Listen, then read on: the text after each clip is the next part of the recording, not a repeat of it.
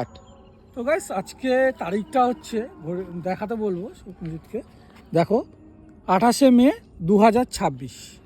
আর আমরা যদি একদম 16 বছর আগে চলে যাই, দেখতেই পাবে সেই জ্ঞানেশ্বরী এক্সপ্রেস, যেটা কিন্তু হাওড়া থেকে মুম্বাইগামী জ্ঞানেশ্বরী এক্সপ্রেস। এবং রাত্রেবেলায় কিন্তু শর্টডিহা, ওইদিকেও দেখতে পাচ্ছ জ্ঞানেশ্বরী এক্সপ্রেসে কিন্তু কামরাগুলো পড়ে আছে। রাত্রেবেলা 1:30টার সময় ঠিক এই জায়গার এই লাইনের পাশেই কিন্তু সেই দুর্ঘটনাটা ঘটে গেছিলো একটি মালগাড়ির সাথে।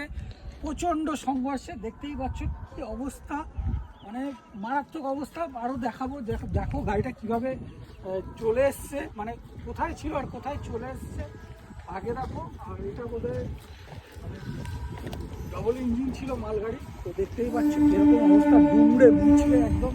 আর পাশ দিয়ে দেখতে পাচ্ছ মেমু ট্রেন যাচ্ছে। মানে সেই দিনে, আজকের দিনে সকালবেলায় কি অবস্থা হয়েছিল, মানে চারদিকে একদম আর্তনাদ, চিৎকার চেঁচামেচি এসব হচ্ছে, মানুষ জল খুঁজছে। কারণ মানে যা বলার নয়, বুঝতেই পারছো কামরা দেখে যে কি হতে পারে। তো সেই দিনে কিন্তু আজকের দিনে হয়েছিল, আজকের দিনে আমরা এসেছি তোমাদের দেখাতে। দেখো মালগাড়িটার কী অবস্থা, কিচ্ছু নেই। এবং যেরকম ছিল ওরকমই এখনও পড়ে আছে। 16 বছর পরে কিন্তু আজকে আমরা এই জায়গাটা প্রথমবার কভার করতে আসলাম। আর ওপাশেও রয়েছে দেখো কামরাগুলো, মুম্বাইগামী যে ট্রেনটা ছিল সব দেখতেই পাচ্ছ কী অবস্থা।